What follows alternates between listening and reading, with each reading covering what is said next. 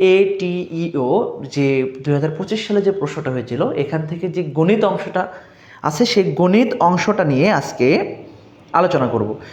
আপনারা ATEOর যে প্রশ্নগুলো হচ্ছে এটা কিন্তু আপনাদের প্রাইমারি সেক্টর, অর্থাৎ আপনাদের পরীক্ষায় যে এই টাইপের প্রশ্ন আসবে না এরকম কিন্তু বলা যাচ্ছে না।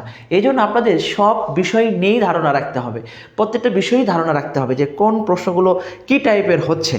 চলুন আমরা আলোচনা না বাড়িয়ে আমাদের মূল আলোচনার দিকে আমরা ফোকাস করি। দেখেন এখানে যে প্রশ্নটা আমরা দেখতে পাচ্ছি, একদম প্রথম প্রশ্ন যেটা এখানে খুবই সহজ একটি প্রশ্ন। এখানে বলা রয়েছে দুইটি বিন্দু রয়েছে, এই যে একটি বিন্দু এবং এই যে একটি বিন্দু, বিন্দুগামী সরলরেখার ঢাল নির্ণয় করো। এখন ঢাল বের করতে বলছে। আপনারা অনেকেই ঢালের সাথে সম্পৃক্ত না। আসলে ঢাল কি, ঢালটা যারা আপনারা সায়েন্স ব্যাকগ্রাউন্ডের স্টুডেন্ট ছিলেন আপনারা ঢাল সম্পর্কে ধারণা আছে আপনাদের। ঢাল হচ্ছে এক্স অক্ষের ধনাত্মক দিকের সাথে উৎপন্ন ট্যানজেন্ট কোণের পরিমাণকে ঢাল বলে। এটা আপনাদের না জানলেও হবে, এটা আপনাদের জানার কোনো প্রয়োজন নেই। শুধুমাত্র আপনাদের জানতে হবে দুইটা বিন্দুগামী সংযোগ সরলরেখার ঢালটা আমরা কিভাবে নির্ণয় করব। যদি দুইটি বিন্দু দেয়া থাকে, একটি হচ্ছে a x1, y1 এবং আরেকটা বিন্দু যদি দেয়া থাকে b x2, y2, তখন এটার আমরা ঢালকে আমরা প্রকাশ করি m দ্বারা। এটার ঢাল আমরা লিখব যে y2 minus y1 x2 minus x1। আপনারা এটা মাথায় রাখবেন। আবার অনেকেই যদি y2 minus y1 x2 minus x1 এর পরিবর্তে এভাবে লেখেন যে y1 minus y2 divided x1 minus x2, তাহলেও আপনাদের কোনো সমস্যা নেই। অর্থাৎ কোটিদ্বয়ের অন্তর ডিভাইডেড বাই ভুজদ্বয়ের অন্তর, এটাকে আমরা বলি দুইটি বিন্দুগামী সংযোগ সরলরেখার ঢাল। তাহলে এখানে খেয়াল করুন দুইটি বিন্দু দেয়া রয়েছে। এখানে মাথায় রাখতে হবে প্রথম যে বিন্দুটা দেয়া রয়েছে ওই বিন্দুর যে ওখানে যে দুটি বিন্দু রয়েছে, যে মানে দুটো মান রয়েছে, একটা ভুজ এবং একটি কোটি। তাহলে এই প্রথম মানটাকে আমরা x1 ধরে নিব, দ্বিতীয় মানটাকে y1 এবং দ্বিতীয় বিন্দুর এক্সটাকে এটা x2 এবং এইটা হচ্ছে y2। এবার আপনারা সরাসরি ঢালের সূত্র ব্যবহার করেন। দেখি আমরা সরাসরি যদি এখানে ঢাল লিখি, ঢালটা ছিল হচ্ছে y2 মাইনাস y1, অর্থাৎ y2 এর মান কত এখানে 9, y1 এর মানটা কত এখানে 3 এবং x2 এর মানটা এখানে কত আছে 4 এবং x1 এর মানটা কত আছে এখানে 2। তাহলে এখান থেকে 6 ডিভাইডেড বাই 2 আমরা যদি ভাগ করে দিই তাহলে সঠিক উত্তর হবে 3। এই যে দেখেন 3। তাহলে কত সহজ প্রক্রিয়া। জাস্ট এই প্রশ্নটা আপনারা যতগুলো পরীক্ষা দিয়েছেন, আমাদের যতগুলো জব রিলেটেড পরীক্ষা আসে প্রত্যেকটি পরীক্ষায় কিন্তু এরকম একটি ত্রিভুজের 3টি কোণের অনুপাত দেয়া থাকে, ক্ষুদ্রতম কোণ কত ডিগ্রি। আবার একটি চতুর্ভুজের 4টি কোণের অনুপাত দেয়া থাকে, বৃহত্তর কোণ নির্ণয় করতে বলে। এই টাইপের যে প্রশ্ন, আবার দুটি সংখ্যার যোগফল দেয়া থাকে এবং অনুপাত দেয়া থাকে, বৃহত্তর অনুপাত বা বৃহত্তর সংখ্যা এবং ক্ষুদ্রতর সংখ্যা নির্ণয় করতে বলে।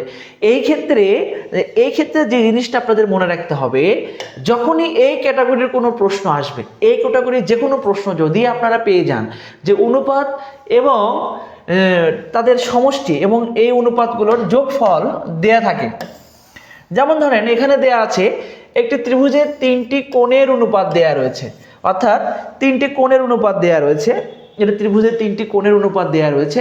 আমাদের বের করতে বলছে ক্ষুদ্রতম কোণ কত ডিগ্রি। এক্ষেত্রে আমরা খুবই সংক্ষিপ্তভাবে, আপনি 5 সেকেন্ডেরও কম সময়ে আপনি সঠিক উত্তর নির্ণয় করতে পারবেন। কিভাবে? চলে আসুন এদিকে, আমরা একটু দিকে খেয়াল করুন। দেখেন ক্ষুদ্রতম, তাহলে আমরা ক্ষুদ্রতম কোণ যখন আমরা নির্ণয় করব তখন আমাদের জানতে হবে একটি ত্রিভুজের 3টি কোণের যোগফল 180 ডিগ্রি। এটা আপনারা জানতে হবে। এটি ত্রিভুজের 3টি কোণের যোগফল হচ্ছে 180 ডিগ্রি। এই জন্য আমরা এখানে 180 লিখতে হবে। লেখার পর এখানে এর লিখতে হবে, এর অথবা গুণ, আপনারা যেটাই লেখেন না কেন। এখানে ক্ষুদ্রতম কোণ যদি নির্ণয় করতে বলে তাহলে দেখতে হবে এই 3টি অনুপাতের ভিতরে সব থেকে ক্ষুদ্রতম অনুপাত কত। 3টি অনুপাতের ভিতরে ক্ষুদ্রতম অনুপাত হচ্ছে 3 এবং হরে আমরা এই 3টি অনুপাতের যোগফল লিখব 3, 4 এবং 5। তাহলে কিন্তু আপনারা কিন্তু এটা যখন বের করতে পারবেন তাহলে আপনারা এখান থেকে কিন্তু উত্তর বের করা কোনো বিষয় না। কারণ আপনারা এখন দেখেন এখানে একটু যোগ করলেই কিন্তু আপনারা উত্তরটা পেয়ে যাবেন। এই যে এত এর এখানে হচ্ছে 9 12 তাহলে 180, এখানে গুণ চিহ্ন দিলাম, এটা যদি কেটে দিই তাহলে হবে 4, এখানে 4 দিয়ে কাটে দিলে 4 4 16, 4 5 20, তাহলে আমরা সঠিক উত্তর পেয়ে যাব 45 ডিগ্রি। এই যে এত সহজ প্রক্রিয়া আপনারা যদি একটু বেসিকগুলো ক্লিয়ার করেন, বেসিকগুলো ক্লিয়ার করলে কিন্তু খুবই অল্প সময়ের মধ্যে কিন্তু এইগুলো কিন্তু আপনারা সমাধান করতে পারবেন। 20% কমে পণ্য 1280 টাকায় বিক্রয় হলে পণ্যটির পূর্বের বিক্রয় মূল্য কত ছিল? তাহলে 20% কমে, আমাদের এখানে 20% কমে পণ্যের আমি একটু ক্লিয়ার করি। আচ্ছা, 20% কমে পণ্যে 1280 টাকা বিক্রয় হলে পণ্যটির পূর্বের মূল্য মানে পূর্বের বিক্রয় মূল্য কত ছিল, মানে পূর্বের যে মূল্যটা সেই মূল্যটা আমাদের নির্ধারণ করতে বলছে, বের করতে বলছে। তাহলে এই প্রশ্ন যখন আপনারা সমাধান করবেন, এই প্রশ্ন সমাধান করা কিন্তু আপনাদের জন্য সো ইজি একটি বিষয়। কারণ হচ্ছে আপনারা জানেন 20% কমে বিক্রয় মূল্য যেটা হবে, সেই বিক্রয় মূল্যটা 20% কমে বিক্রয় মূল্য, অবশ্যই 100 থেকে আমরা 20 বাদ দিব, সমান 80 টাকা। তাহলে আমাদের যে মানটা নির্ণয় করতে বলছে এখানে দেখেন, বিক্রয় মূল্য 80 টাকা হলে এখানে পণ্যটির পূর্বের বিক্রয় মূল্য মানে যেটা হচ্ছে ওই পণ্য ক্রয় করার আগে যেটা দাম ছিল, অর্থাৎ আপনি যেটা ক্রয় করেছেন সেটা কিন্তু পাইকারি বিক্রেতা। আমি আপনাদেরকে সহজভাবে বলি, আপনি একজন খুচরা বিক্রেতা, আপনি যে পণ্যটি ক্রয় করবেন পাইকারি বিক্রেতা কিন্তু সেইটা কিন্তু বিক্রি করবে। তার মানে আপনার হচ্ছে ক্রয় মূল্যটা পাইকারি বিক্রেতার বিক্রয় মূল্য। তাহলে এখানে মানে প্রশ্নটা বোঝাচ্ছে আপনার টোটালি এখানে ক্রয় মূল্যর জিনিসটা আর 20% কমে একটি পণ্য 1280 টাকায় বিক্রয় হলে, মানে 1280 টাকায় আপনি বিক্রয় করেছেন অন্য একজনের কাছে, পণ্যটির পূর্বের বিক্রয় মূল্য কত ছিল, মানে পূর্বের বিক্রয় মূল্য অর্থাৎ যে বিক্রয় করেছে তার বিক্রয় মূল্য, অর্থাৎ আপনার ক্রয় মূল্য, আপনি যার কাছ থেকে কিনেছেন ওনার বিক্রয় মূল্য আপনার ক্রয় মূল্য। তাহলে এখান থেকে আমরা কিন্তু সরাসরি বলতে পারি বিক্রয় মূল্য 80 টাকা হলে এখানে ক্রয় মূল্য বা পূর্বের বিক্রয় মূল্য 100 টাকা, 100 টাকা। তাহলে অতএব বিক্রয় মূল্য যখন 1 টাকা হবে তখন আমরা কিন্তু সরাসরি, এবং এখানে যেহেতু বিক্রয় মূল্য ওকে, এখানে এই যে এখন আমরা এটাকে সমাধান করব।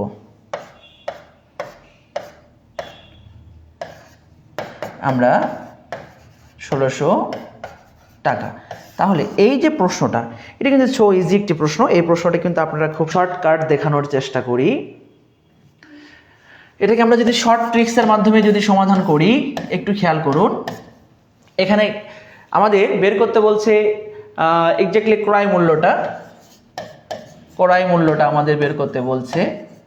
তাহলে আমি আবারও বলছি, এখানে এটা 100 লিখব, লেখার পর এখানে যে বিক্রয় মূল্য দেয়া থাকবে এই বিক্রয় মূল্যটা লিখব, লেখার পর এখান থেকে আমরা 100 থেকে যদি এখানে কমে যায় তাহলে কম করব, যদি বেড়ে যায় তাহলে, যদি কমে যায় তাহলে বিয়োগ করব, যদি বেড়ে যায় 10% বা 20% বাড়ে তাহলে এখানে যোগ করব। যেহেতু এখানে 20% কমে গিয়েছে সুতরাং আমরা এখানে 20 বাদ দিব।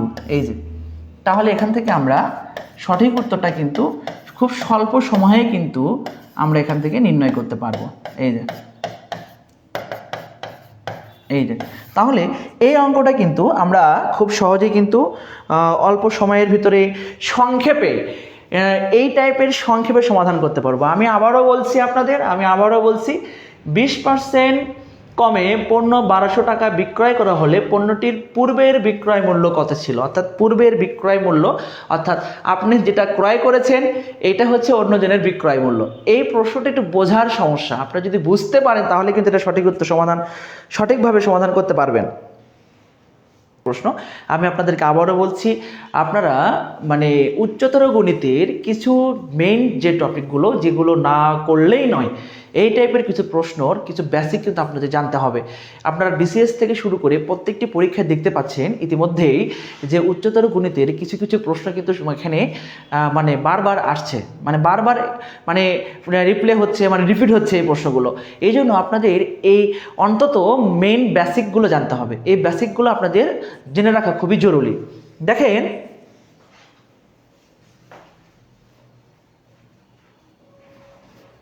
আমাদের এখানে যে প্রশ্ন দেখতে পাচ্ছেন, এখানে যে প্রশ্নটা দেখতে পাচ্ছেন, এটা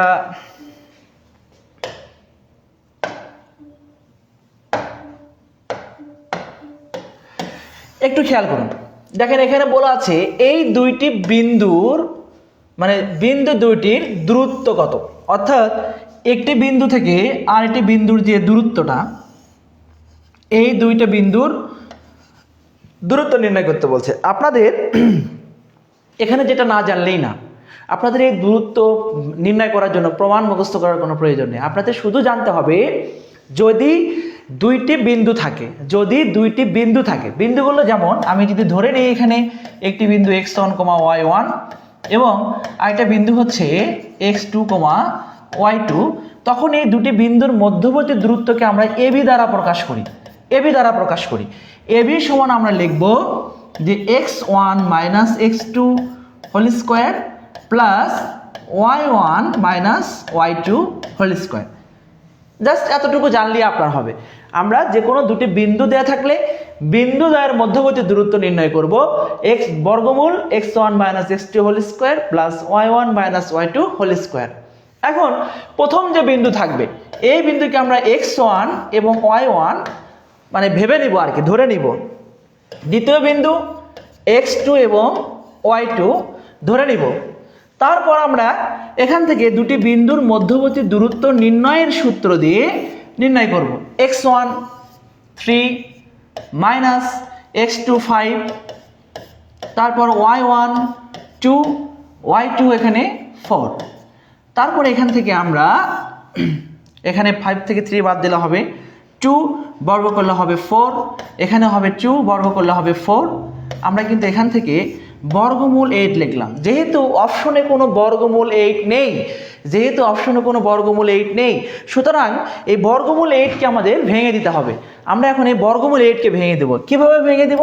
এই যে 4 গুণ 2, আমরা এটাকে আলাদা করে নেব। এই যে 4, এই যে, তাহলে এখান থেকে পাবো 2 বর্গমূল 2। তাহলে এই যে প্রক্রিয়া আপনি যদি শুধুমাত্র এই বেসিকটুকু জানেন তাহলে কিন্তু এখান থেকে আপনি 1 মার্কস কিন্তু নিশ্চিত কমন পাবেন ইনশাআল্লাহ। তাহলে আপনাদের এই টাইপের কিছু বেসিক অবশ্যই জানতে হবে। এই বেসিকগুলো আপনাদের জানা জরুরি। ইতিমধ্যে আপনারা জানেন যে আমাদের সাদিক পাবলিকেশন থেকে আসন্ন 19তম শিক্ষক নিবন্ধনের বিষয়ভিত্তিক প্রায় 50+ বই আমাদের প্রকাশিত হয়েছে। আপনাদের কার জন্য কি বই লাগবে, আপনাদের নিজের জন্য যে বইটি লাগবে, আপনারা কিন্তু আমাদের পাবলিকেশনের সাথে যোগাযোগ করতে পারেন এবং আপনার নাম, ঠিকানা এবং বইয়ের নাম উল্লেখ করে কিন্তু আমাদের কমেন্ট করতে পারেন। এবং আপনারা এটা কিন্তু অবশ্যই কিন্তু আপনারা আমাদের সাথে পরবর্তী প্রশ্ন একটু মনোযোগ দিবেন। প্রশ্নটা এখানে কি বলা আছে এটা আপনার বুঝতে হবে। প্রশ্নটা বলা আছে 1, 3, 5, 7 অনুক্রমটির 15তম পদ কোনটি? তাহলে অনুক্রমের 15তম পদ নির্ণয় করতে বলছে। তাহলে যখনই কোনো অনুক্রম দেয়া থাকবে এবং সেই অনুক্রমের যদি তম পদ নির্ণয় করতে বলে, তাহলে প্রথমে আপনার দেখতে হবে অনুক্রমটি কি সমান্তর অনুক্রম না গুণোত্তর অনুক্রম। প্রথমে আপনার নির্ধারণ করতে হবে এটা সমান্তর অনুক্রম না গুণোত্তর অনুক্রম। যদি সমান্তর অনুক্রম হয় তাহলে সমান্তর অনুক্রমের সূত্রের সাহায্যে আমরা 15তম পদ নির্ণয় করব। যদি গুণোত্তর অনুক্রম হয় তাহলে গুণোত্তর অনুক্রমের যে সূত্র রয়েছে বা ফর্মুলা রয়েছে তার সাহায্যে আমরা নির্ণয় করব। এখন আমরা এখানে প্রথম পদ দেখতে পাচ্ছি। প্রথম পদকে আমরা সবসময় এ দ্বারা প্রকাশ করি এবং পার্থক্য খেয়াল করুন। এই যে দুটি পদের পার্থক্য হচ্ছে 2, এই দুটি পদের পার্থক্য 2, এই দুটি পদের পার্থক্য হচ্ছে 2 চলমান।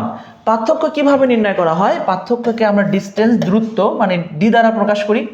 দুটি বিন্দুর মধ্যবর্তী দূরত্ব যেটা, এটাকে আমরা পার্থক্য বলছি। তাহলে ডি দ্বারা এই যে 3 থেকে 2 এর মধ্যবর্তী যে ব্যবধান, এটাকে আমরা 3 - 1 অর্থাৎ 2। আবার খেয়াল করুন, এই 5 থেকে 3 যে ব্যবধান, 5 থেকে 3 বাদ দিলেও হবে 2। আবার 7 থেকে 5 এর যে ব্যবধান, এটাও হবে কত? 2। তাহলে প্রত্যেকটি পদের ব্যবধান যদি সেম হয়, তখন ওই অনুক্রমকে আমরা বলি সমান্তর অনুক্রম।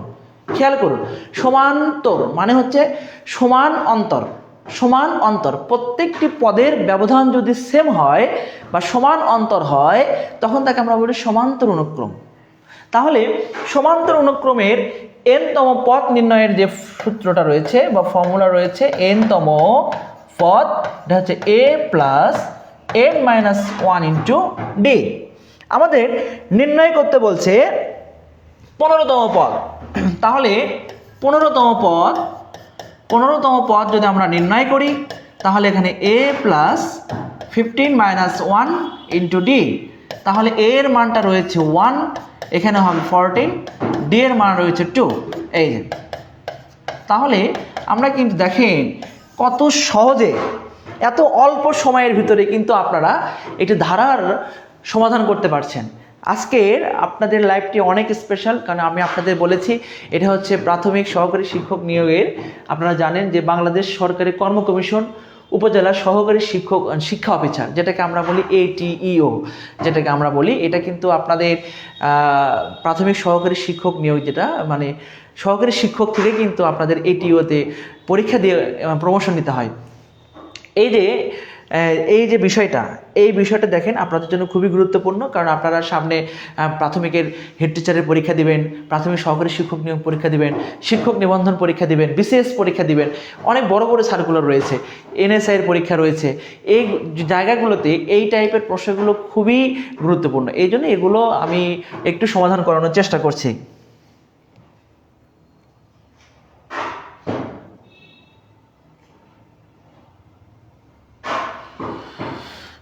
আমরা পরবর্তী প্রশ্ন দেখি। সে খুবই গুরুত্বপূর্ণ একটি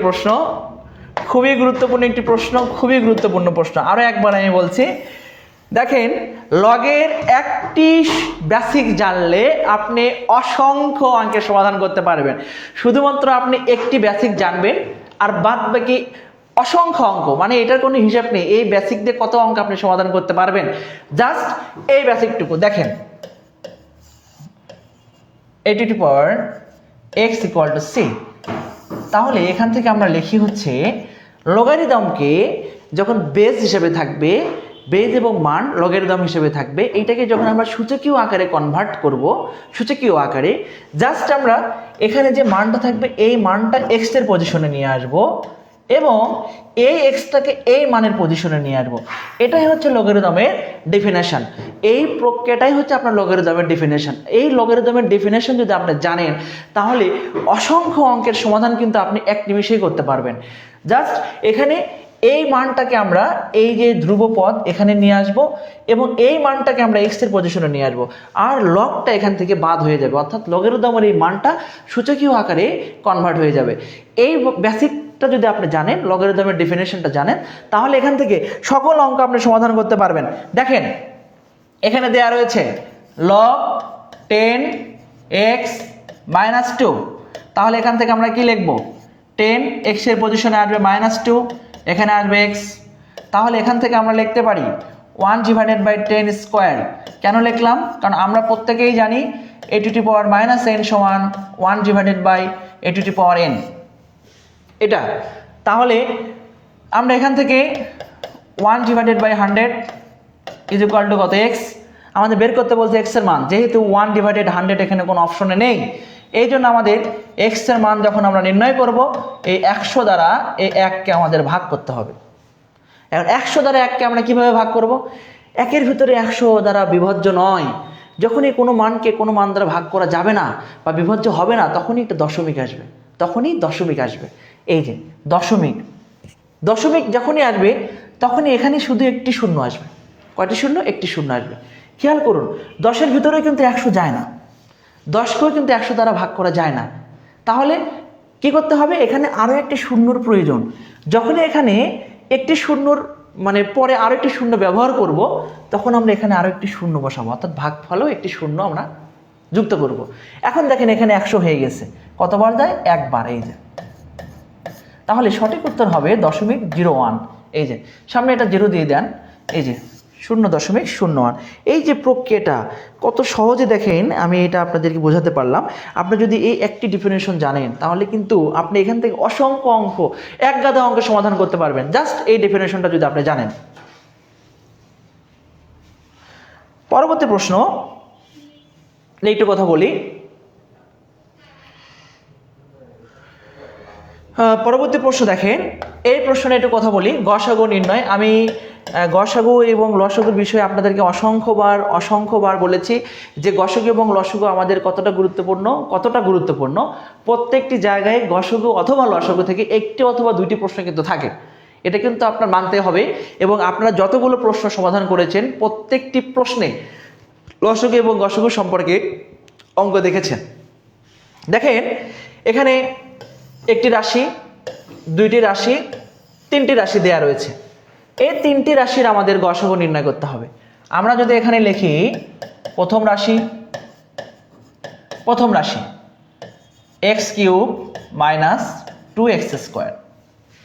ওকে, আমরা এখানে এই দুটার ভিতরে কি কমন নিতে পারি একটু খেয়াল করুন। আমরা কিন্তু x² কমন নিতে পারি। এখানে x³ আছে, x³ যখন x² দ্বারা ভাগ করব, তখন পাওয়ারটা কি হবে, বিয়োগ হবে। কমন নেওয়া মানে ওই মান দ্বারা ভাগ করে দেয়া। আমি যদি একটু বিস্তারিত বোঝাতে চাই, এই যে x³ কে x² দ্বারা ভাগ করলে এখানে বিয়োগ, ভাগের বেলায় পাওয়ারটা বিয়োগ হয়। এটা অনেক জটিল প্রক্রিয়া, আসলে মেন বেসিকটা আমি আপনাদের দেখিয়ে দিলাম। এই জন্য এখান থেকে 3টা থেকে যখন আমরা 2টা বাদ দেবো, তখন একটা থাকবে। এখান থেকে 2টাই চলে যাবে, কোনো কিছু থাকবে না। এই জন্য কি থাকবে, শুধুমাত্র 2 থাকবে। ওকে, দ্বিতীয় রাশি x² - 4। খেয়াল করুন, এটাকে আমরা এই স্কোয়ার দিলাম, এটাকে আমরা এই 2² দিলাম। এবং আমরা প্রত্যেকেই জানি a² - b² সমান লেখা যায় a + b × a - b। এখান থেকে আমরা সরাসরি লিখে দিব x + 2 x - 2। কত ইজি একটি প্রক্রিয়া। তারপর দেখেন তৃতীয় রাশি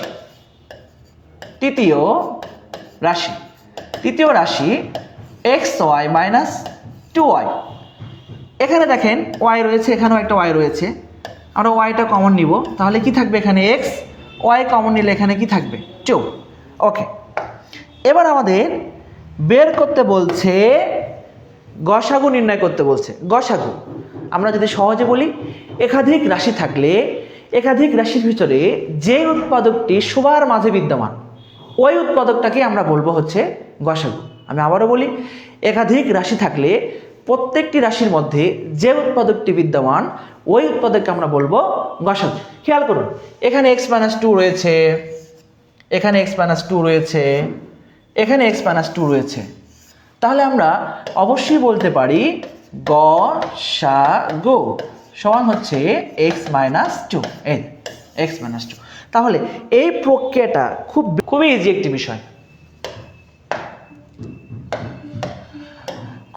একটি বিষয়, এখানে বলা রয়েছে a + b এর মান দেয়া রয়েছে 3 এবং ab এর মান দেয়া রয়েছে 2। আমাদের বের করতে বলছে a³ + b³ এর মান নির্ণয় করো।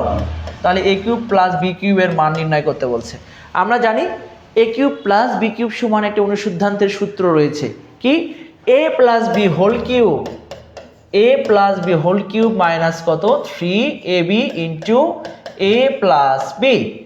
আমরা কিন্তু এখানে দেখতেই পাচ্ছি এর মান দেয়া রয়েছে 3, বসিয়ে দিব, -3, ab এর মান 2, এখানে দেয়া রয়েছে 3। 3 এর মাথার উপর যদি আমরা কিউব করি, তার অর্থ হচ্ছে 3 কে 3 বার গুণ করতে হবে। কতবার গুণ, 3 বার গুণ। যেমন 3 × 3 × 3, তাহলে এখানে হবে 9 × 3, তাহলে এখান থেকে পাবো আমরা 27। ওকে, তাহলে এখানে 3 × 6, 3 × 6 কত, 18। তাহলে আমাদের সঠিক উত্তর হবে 9। এই যে সঠিক উত্তর হবে আমাদের 9। তাহলে আপনি যদি এই অনুসিদ্ধান্তটা জানেন, এই অনুসিদ্ধান্ত জানলে কিন্তু লগারিদম আমি আপনাদের বলেছিলাম, লগের যদি আপনারা একটি বেসিক জানেন, সেই বেসিক দিয়ে কিন্তু আপনারা এখানে অসংখ্য অঙ্কের সমাধান করতে পারবেন। এখানে দেখেন লগের আরও একটি প্রশ্ন আমরা দেখতে পাচ্ছি, আরও একটি প্রশ্ন আমরা এখানে দেখতে পাচ্ছি এবং এই প্রশ্নটা আমরা সমাধান করব। দেখেন এখানে লেখা আছে log 10x + 6 minus log 10x + 2 এবং এখানে লেখা আছে log 10x। আমাদের নির্ণয় করতে বলছে x এর মান। তার আগে আপনাদের একটা বেসিক দিয়ে দিই। আপনারা জানেন যে log a minus log b, এটাকে আমরা সমাধান করতে পারি log a divided by b, অর্থাৎ লগের ক্ষেত্রে যদি বিয়োগ থাকে তাহলে আমরা ভাগ দিব, বিয়োগ থাকলে আমরা ভাগ দেব, অর্থাৎ এই ফর্মুলাটা আপনাদের মনে রাখতে হবে। দেখেন এখানে log a minus log base যা থাকবে থাক, বেস নিয়ে আপনার ভাবতে হবে না, আপনার দেখতে হবে এখানে মাইনাস আছে, এটাকে আপনি এ ধরেন, এটাকে আপনি বি ধরেন, তাহলে এখান থেকে খেয়াল করুন লগ বেস এখানে এ ডিভাইডেড বাই বি। ওকে, এখানে log 10x, যদি উভয় পাশে এই বেস দুটা মিলে যায় তাহলে মানে বেস যুক্ত লগের মান যদি মিলে যায়, লগটা যদি মিলে যায় তাহলে লগটা বাদ হয়ে যাবে। লগটা বাদ হয়ে গেলে এখানে পাবো হচ্ছে x + 6, এখানে পাবো x + 2, এখানে পাবো x। এবার খেয়াল করুন এখান থেকে আমরা কিন্তু সমাধান করব। x এর নিচে একটা 1 আছে, আমরা এই x দ্বারা যদি এটাকে গুণ করি তাহলে x², x দ্বারা যদি 2 কে গুণ করি তাহলে 2x, 1 দ্বারা যদি x কে গুণ করি হবে x, 1 দ্বারা 6 কে গুণ করলে হবে 6। এখান থেকে আমরা সমাধান করি x² + 2x, x কে পার করে দিলাম, 6 কেও পার করে দিলাম। ওকে, এখান থেকে আমরা সমাধান করে পাবো হচ্ছে x², 2x থেকে x বাদ -6। আমরা এখন মিডল টার্ম করব, 6 কে ভেঙে দেব, 3 × 6, 3 × 6, অর্থাৎ 6 কে ভেঙে দিলে পাবো 3 × 2। তাহলে 3 থেকে যদি 2 কে বাদ দিই তাহলে কিন্তু 1 হবে, এটা আপনাদের মাথায় রাখতে হবে। দেখেন x² + 3x - 2x। এবার খেয়াল করুন 3 কে প্লাস দিব না 2 কে প্লাস দিব, এখানে যে চিহ্ন থাকবে এই চিহ্নটা সর্বদাই বড় সংখ্যার আগে ব্যবহার করব, সর্বদাই বড় উৎপাদকের আগে ব্যবহার করব। তাহলে এখানে -6, আমরা এখান থেকে x কমন নিব প্রথম দুইটার ভিতরে, তাহলে এখানে থাকবে কি x + 3, তারপরে এই দুটার ভিতরে আমরা এখান থেকে কমন নিব -2, তাহলে এখানে থাকবে x + 3। আপনাদের আরো সহজ করে বলে দিই, যখন আপনারা মিডল টার্ম করবেন তখন অবশ্যই এই মানটা এবং এই মানটা সেম হবে, অর্থাৎ এই দুটো মান সর্বদা। দেখেন এখানে আমরা লিখি x + 3, এটা হচ্ছে কি x - 2, অর্থাৎ ব্র্যাকেটের ভিতরে যে মানটা রয়েছে এই মানটাকে যদি আমরা কমন নেই তাহলে এখানে থাকবে x, এখানে থাকবে -2। এখন আমরা লিখব অতএব হয়, কারণ একাধিক মানের গুণফল 0 হলে প্রত্যেকটির মান হবে 0, তাহলে x এর মান পাবো -3, এখানে x এর মান হচ্ছে 2, অর্থাৎ আমাদের সঠিক উত্তর হবে 2, -3। একটু জটিল ছিল। 10 নম্বর প্রশ্ন, এটা সঠিক উত্তর আপনারা দিবেন এবং খুব স্বল্প সময়ের ভিতরেই দিবেন। এখানে 4 মিটার ব্যাসার্ধ বিশিষ্ট বৃত্তের পরিধি কত মিটার? তাহলে 4 মিটার ব্যাসার্ধ বিশিষ্ট বৃত্তের পরিধি, 4 মিটার ব্যাসার্ধ বিশিষ্ট বৃত্তের পরিধি, এটা আপনারাই দিবেন, এটাই সঠিক উত্তর দিবেন। খুবই ইজি একটি প্রশ্ন, এই প্রশ্নের সঠিক উত্তর আপনাদের দিতেই হবে। এটা খুবই সহজ একটি প্রশ্ন, খুবই সহজ একটি প্রশ্ন। ইতিমধ্যে আপনারা আমাদের সাথে যারা ছিলেন আপনাদেরকে সকলকে অসংখ্য ধন্যবাদ।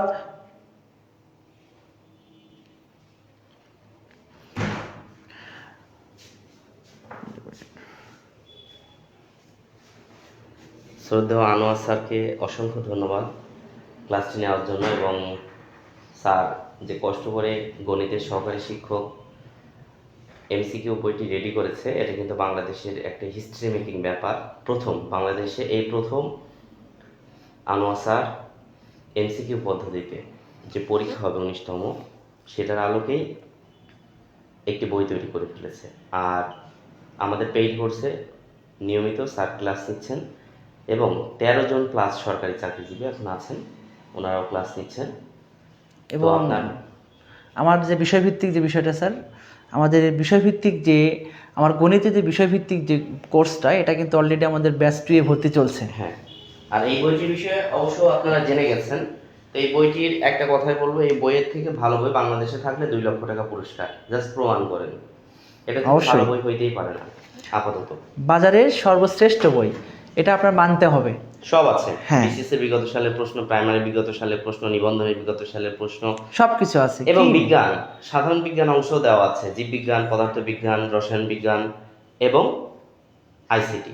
কি নেই সবই দেয়া আছে একের ভিতরে সব। এই বইগুলো পেতে আপনার অগ্রিম কোনো টাকা দিতে হবে না, জাস্ট নাম, ঠিকানা, মোবাইল নাম্বার দিবেন, এই জেনারেল পিএলডি বইটার জন্য বা বিষয়ভিত্তিকের জন্য লিখে দিবেন, ক্যাশ অন ডেলিভারিতে চলে যাবে, আপনি খুলে দেখবেন, ভালো লাগলে নেবেন, নয়তো রিটার্ন করে দেবেন। ভেরি সিম্পল, এটা হোম ডেলিভারি। সম্পূর্ণ হোম ডেলিভারি এবং টাকা ছাড়া। আমরাই কিন্তু টাকা ছাড়া বই দিচ্ছি। দেখেন, বই দেখে আপনার ভালো লাগলে আপনি বই নেবেন, তাছাড়া কিন্তু বইটা নিচ্ছেন না। তাহলে বইয়ের গুণগত মান 100% ভালো, এতটুকু নিশ্চিত, অবশ্যই ভালো। ধন্যবাদ, সবাই ভালো থাকুন, সুস্থ থাকুন, আর আমাদের পেইড কোর্সে যুক্ত হয়ে যান। যুক্ত হয়ে যান। আমাদের এই প্রশ্নটার সঠিক উত্তর করেছেন, আমি বলেছিলাম কুইজ এটা, আপনাদের প্রশ্ন সঠিক হচ্ছে জুয়েল আলম, আপনি বলেছেন 10-এর সি নাম্বারটা বলেছেন। আরহাম রেহান আপনিও বলেছেন, আপনাদের উত্তর সঠিক হয়েছে। কেন? এখানে